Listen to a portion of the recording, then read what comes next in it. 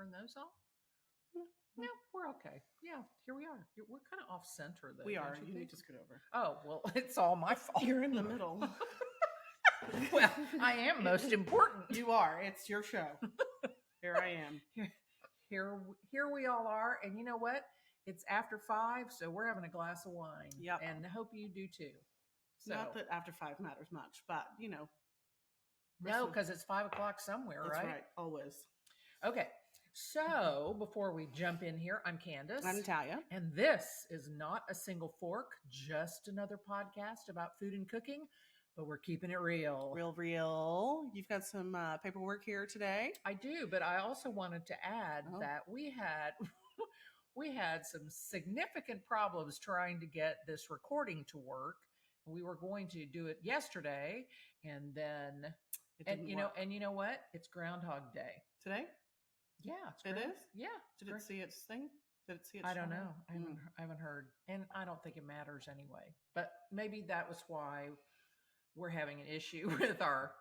Actually, it was with the browser, so it's all taken care of. So in our last episode, when you last heard from us, we were talking about a lot of different kinds of, I don't want to say food hacks, but things that people, cheat codes was what the whole topic, and I don't know about cheat codes. I mean, it's not a cheat. It's just things that you do to make your cooking life a little bit easier. A little easier, yeah. Yeah. So one of the things that we talked about was tomatoes being acidic in a marinara or something like that. And the hack that they had, or the cheat that they had, was to put sugar in it, right? And then we just happened to mention that I've heard that you can put baking soda in it. But we've not done it. We have not done it, but one of our listeners has. And she wrote in, thank you, Brenda, for writing in and telling us about your experience with putting baking soda in tomato sauce. And guys, anybody can write in. I mean, just write if you have a question or if you have a suggestion, if you have... Well, and here's another thing. You can now find us so much easier because our website, our overall website, our umbrella website, The Girl Can Cook, now has a podcast page. Yes. So you can find us very easily. You just have to go to thegirlcancook.com. And there we are. Surprise. So what did Brenda have to say? Okay, so Brenda said, just finished this week's podcast regarding taming the acidity in tomatoes. I almost always use baking soda in my marinara, and it definitely works. Just a pinch to start and let it simmer with that amount for a bit, as it seems to continue lessening the acidity. I've made the mistake of tasting right after I put it in and then adding more right away, only to have it neutralize it too much. I've never tried brown sugar before, but the white sugar always seems too sweet. I'll definitely give the brown a try next time.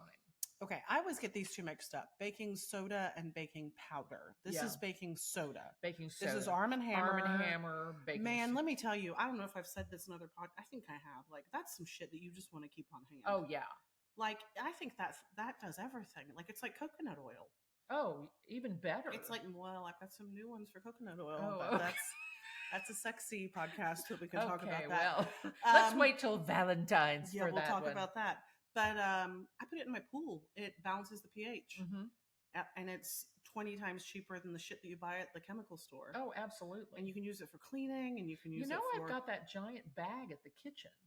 Okay. Of baking soda. Do you want me to take it? Yeah. Well, I was going to offer it up to you. Oh, okay. I'll take it.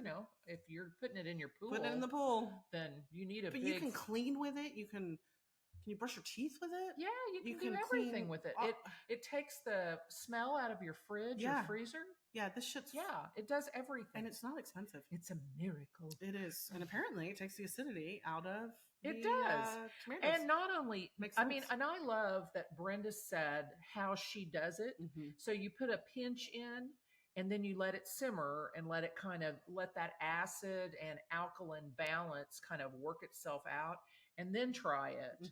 And then if you think you need to add a little bit more, then add a little bit more. So I think that's a great tip, hack, whatever you want to call And it. it's usually something you have that you don't use a lot of. Exactly. Unless you're dumping it in your pool like I am. But most normal people just have a Most people are putting it in their food. small bag for or baking brushing their or teeth whatever. with it or something like that. Yeah. So thank you, Brenda. Yes. And you all can take that to heart now. And to that end, then I went down a rabbit hole. Surprise, surprise. Lessons in chemistry. If you haven't seen that show or read the book, it's so great. It's such a great show. And I love Brie Larson anyway, but let's begin, shall we? Yes. Okay, so we're going to talk about food chemistry. Now, I know that sounds boring, but it really isn't, because it is the foundation for really any kind of recipe creation.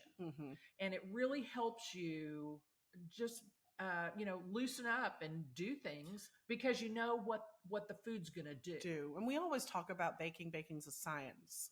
And it is a science, and it's particular, and you have to follow the recipe, and you have to measure, which we know that we don't like. But cooking is scientific also. Oh, yeah. So I'm sure that's what you're going to get into. Just are things that reactions, happen. chemical reactions to things, or whatever, the things that you do to things. Exactly. So we've talked about acid, which is tomatoes. So you get a balance with alkaline. So acid, if you add baking soda, or actually there are some other things as well. What did I find? Baking soda, and actually in baking, eggs serve as an alkaline to offset acid. Okay. Yeah. So I never thought about that either, but that's what kind of acid are they offsetting in baking? Well, things like citrus and things like that. That makes sense. Yeah.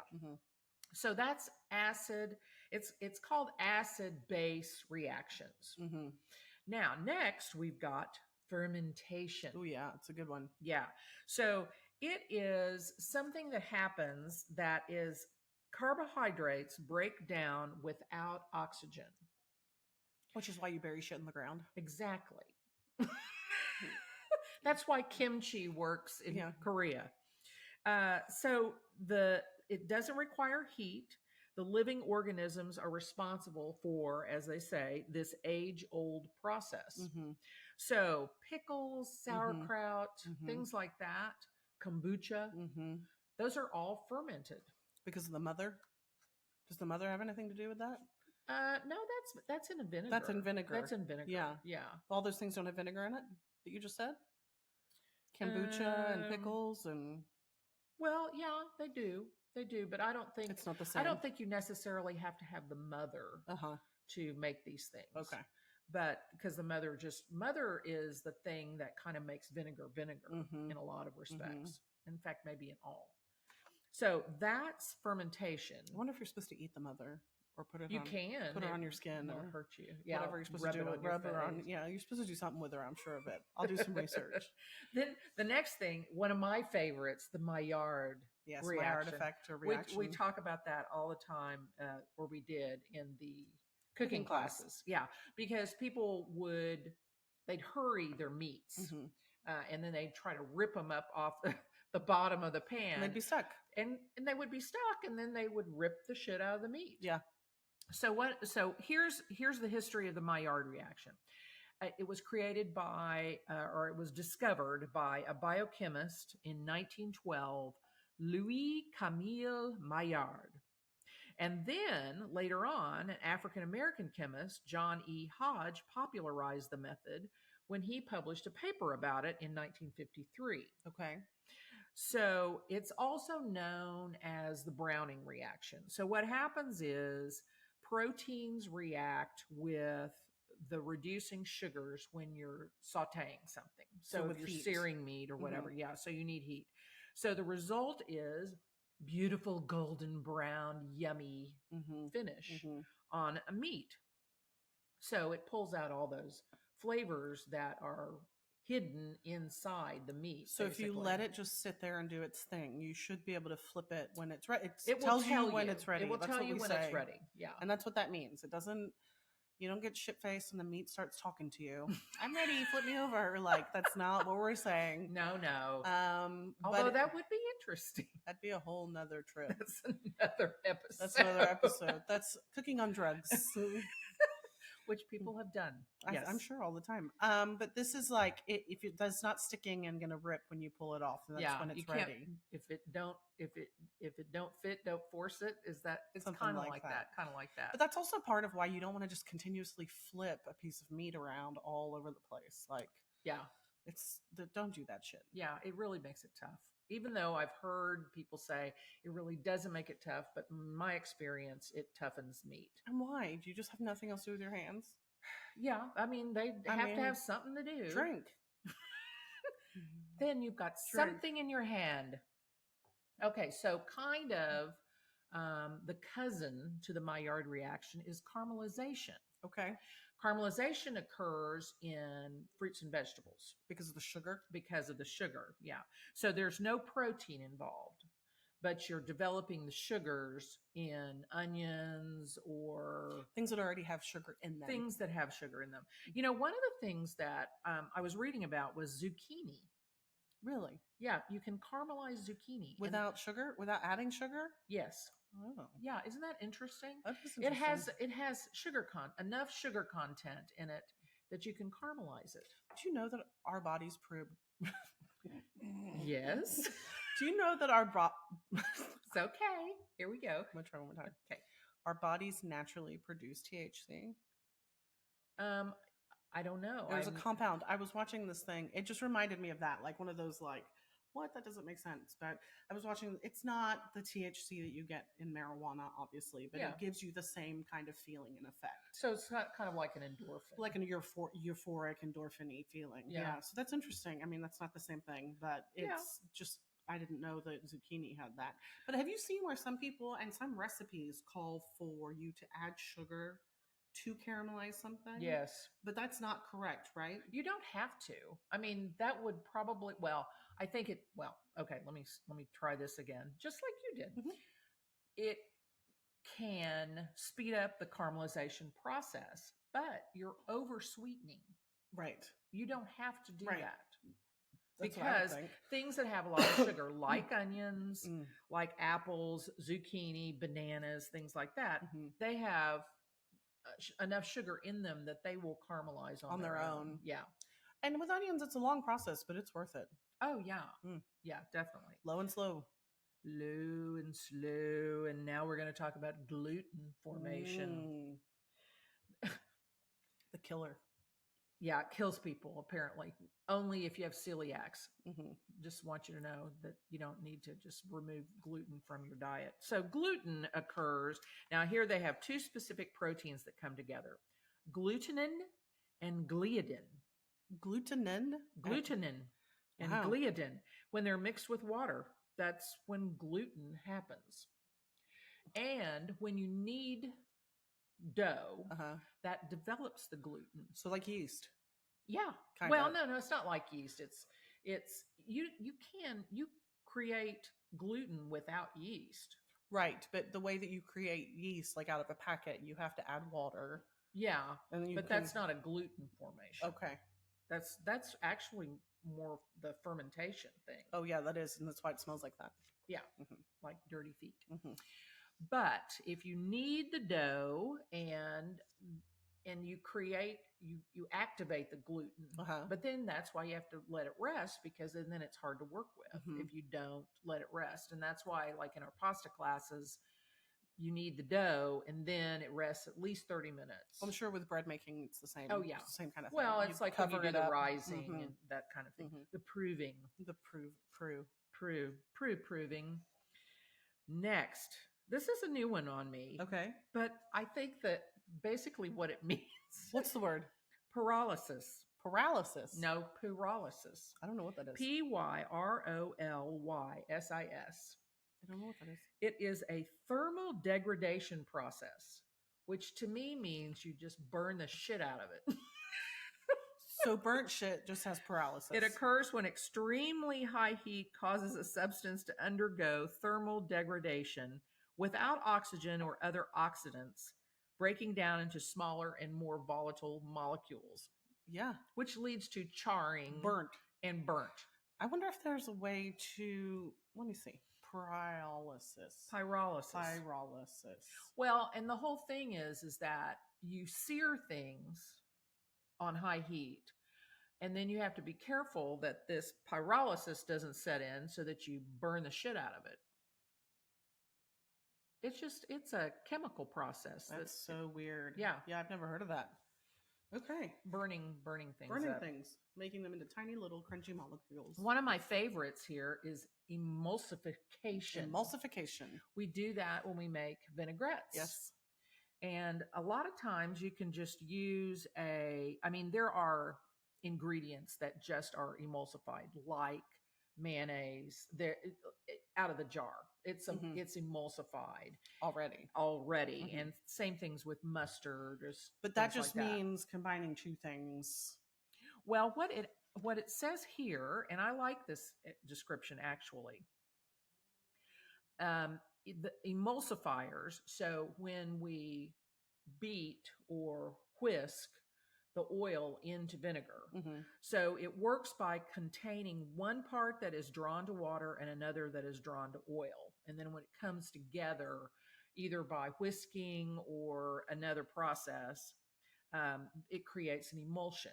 It becomes one, basically. Yeah, it becomes one versus two things. So is it always oil?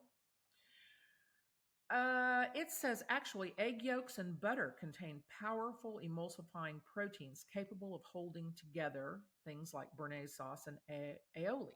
Yeah, that's true. So butter, of course, is fat. So it's just substitute for olive oil or neutral oil. But yeah, so interesting. Yeah. I love emulsification. Yeah, I like that. And I also like to teach it because people can actually see it happen. Yeah. If they're doing it right. Correct. If you're not doing it correctly, which it's not hard to do, those two pieces are going to stay separate. They are. And vinegar and oil, oil and water. It's you gotta steep. Steep. Okay. Combustion. Ooh, I like this one. Yeah. That's when you set shit on fire, really. But it's like when you flambe. Okay, but so combustion does not have to explode. No. It just needs to be set on fire. Yeah. Like a Christmas pudding. Yeah. Flambe relies on alcohol as the fuel in a combustion reaction. Okay. And when you set food on fire with on alcohol, purpose, and we have seen it happen not on purpose. Yes. But when you flambe and you are using alcohol or liqueur, it burns off the alcohol. So what's left behind is the delicious flavor of the wine or the cognac or whatever it is. And then you don't have to. What we do in class is we just have them cook it longer versus setting it on fire because fire, Yeah. But when you see a professional kitchen and you see chefs with a pan and you see it go whoosh, that's what's happening. Yeah. And they're doing it on purpose. Right. Yes. They didn't just screw it up. No. And if they did, most of the time, they did it on purpose. Most of the time, no. Yeah. So, there are many other kinds of, and there were people like, Alton Brown did this for many years, right? Oh, yeah. Like he took the science aspect of cooking and taught you about it. And some people, their brains work that way. And if that's the case, there's many ways to learn how to cook that way. Well, and he made it really accessible, in his Good Eats program where, he just laid it out at whether it was a biscuit or it was eggs or whatever it was, and all the chemistry underlying it. So when you're cooking, you need to understand it at least a little bit. And then you can, when you look at a recipe and you see like the order that things are being added or how much of something is being added, you can understand it a little bit better and kind of have it as a jumping off point. And that makes it less stressful. Absolutely. And so now we're going to say, stay fresh. Science bags.